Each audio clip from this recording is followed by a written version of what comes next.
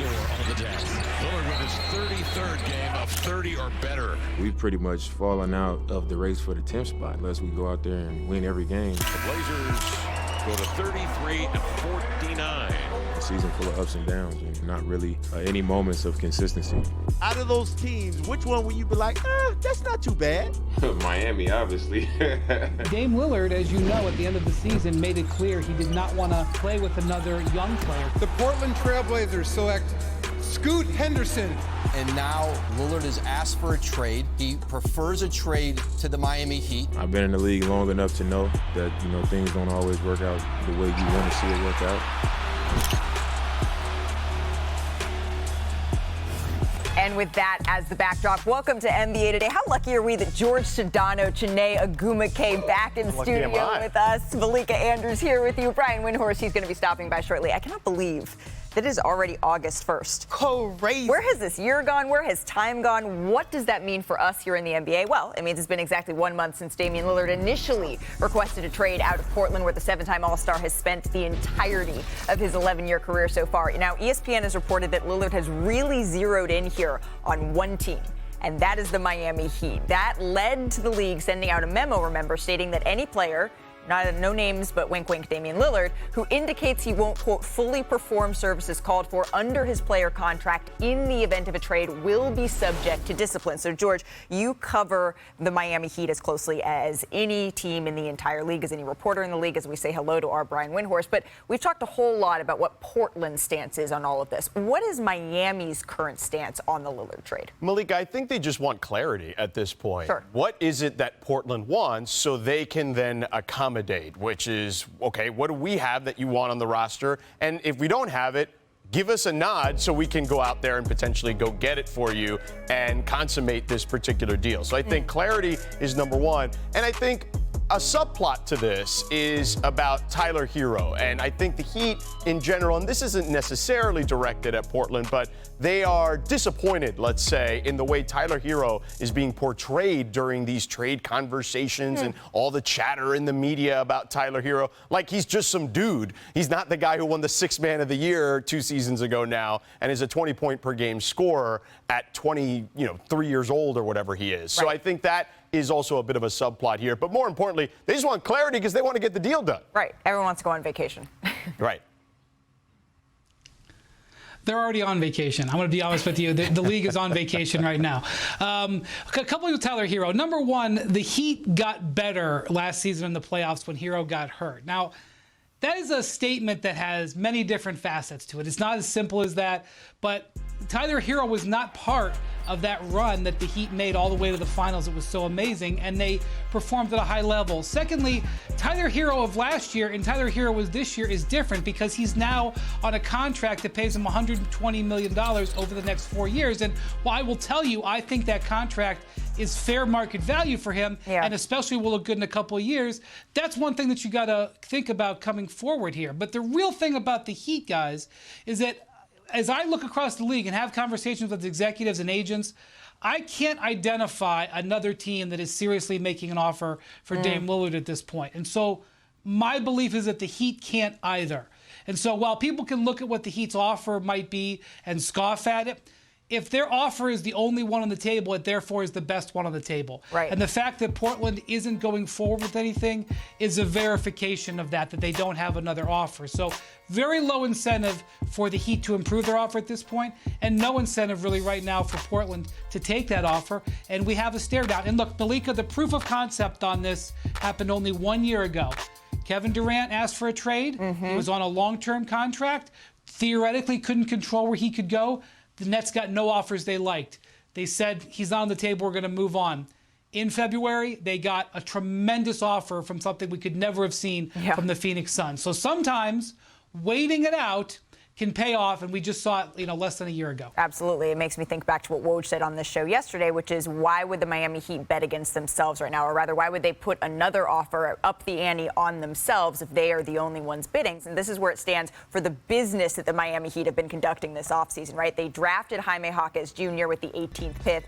They signed Josh Richardson, and they also signed Thomas Bryant. They also brought back Kevin Love. However, Udonis Haslem, I feel like we need to give him a round of applause. Shout out to the OG. After 20 seasons. What a run. And then they lost 2 starters here, right? Gabe Vincent, Max Strus. So I guess, is it Dame or bust here for Miami? They've been waiting and waiting to make any moves as the entire league has sort of gone on about their business. Well, I think it's kind of, it goes both ways for both sides, right? Whether it's Dame or the Heat. Yes, the Heat want to win a championship because they've been on the precipice of it a couple of times here over the last 4 seasons. But for Dame, you're also 33 years old, and there's not a lot of teams where he fits as seamlessly as he would with the Miami Heat. So I think on both sides, I'm sure they would love some urgency here to get this particular deal done.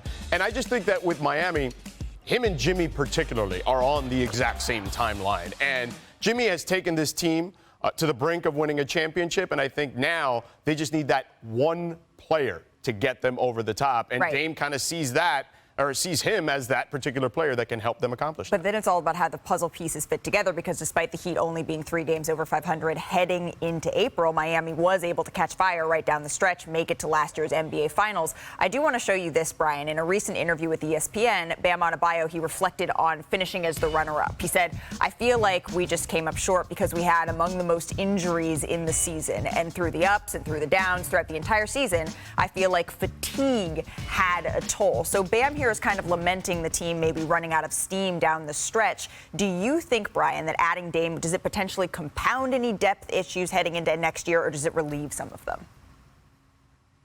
Well, if you get a guy like Dame Lillard and put him next to Bam Adebayo and Jimmy Butler, the 2 defensive minds that they are, and the offensive mind that Dame is, that's a championship level team. And one of the things that they struggled against with, in that series against the Nuggets is they had to play at a slow pace, because if they played at a fast pace, they couldn't compete with the Nuggets. And the games, if you remember, were being played below 100 points a game. You have Dame Lillard as a weapon.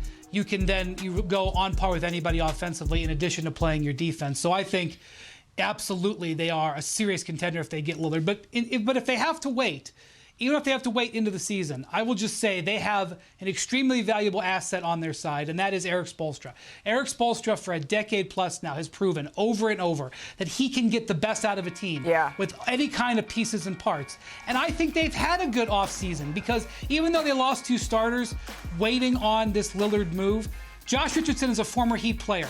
I think he will slide in there and play Heat basketball from the start. I don't think he's going to be an all-star, but I think that's an adequate replacement player. And I also think that Jaime Jaquez, even though he was taken outside the lottery, a 4-year player at UCLA, will come in and be an impact player right away. He's going to get minutes and contribute right away. We saw that in Summer League. So I think the Heat have brought in some reinforcements, and Erik Spoelstra will get under the hood and hold them above water, even if they have to wait into November, December before they might be able to make this Lillard move. And to add to that, Malik, which is a great point by Brian, with Spo just being kind of the mad scientist there. I also think that we always talk about their culture, right? They are able to develop guys at a rate that we don't see very often in the NBA. Absolutely. So with Max Strus gone and Gabe Vincent gone, those guys were good players for them, but they can find those guys. They've shown that they can continually find those guys. They love the kid Nikola Jovic, who they drafted the previous season. He's gained 25 pounds. He's an incredible ball handler, passer, shooter. They're bulking him up so he can take the toll of a regular season. Again, he's only 19, 20 years old. And then they have the guys like Orlando Robinson, who was first team all Summer League, dominated in his second attempt at Summer League, which is what you want from a player at that age. And they love a kid like Jamal Cain as a developmental guy. So those guys could be the next Struces and Vincents. You owe us $5. We almost got through an entire block and not said Heat culture. Oh, yeah. We were so close. That is true. I mean, you don't want to show your cards too early, right? You don't want to look desperate. But getting Dame Lillard is like chef's kiss, really, because this Miami Heat team last year, although they overachieved in the postseason, they were last in points per game. You insert Dame, who last year, I think in half of the season, was around 32 points per game. Then you get Jimmy Butler, who goes from 23 to 27 in the postseason. Then you have Bam Adebayo, who can really anchor that defense and versatile. He's talking about being tired. That's because he's playing all positions. And that's not easy. Point Bam. Exactly. And so you look at the big picture here. I see why they are eager to get it done. Yeah. And I think basketball fans also are looking forward to this, which is why it sort of is a conundrum. Like, why don't we have the information yet? Right. we want to see Damian Lillard playing back in meaningful games. And we talk about the Eastern Conference. We talked about this yesterday. It feels like, yes, the Celtics are still up there. Yes, the Bucks are still up there. And then it's like, okay, is this Miami's time to get over the hump? Because we've also heard Bam Adebayo told me during the finals, it sucks to be the team that I see the confetti getting rolled out. It's not your colors. It's not for you. They want to avenge that feeling. And certainly Damian Lillard would help them do that. But for now, we continue to be patient and wait. George Sedano, thank you so much for spending a little bit of time with Thanks us for having here me, on NBA Today. Thanks for watching ESPN on YouTube. For live streaming sports and premium content, subscribe to ESPN+.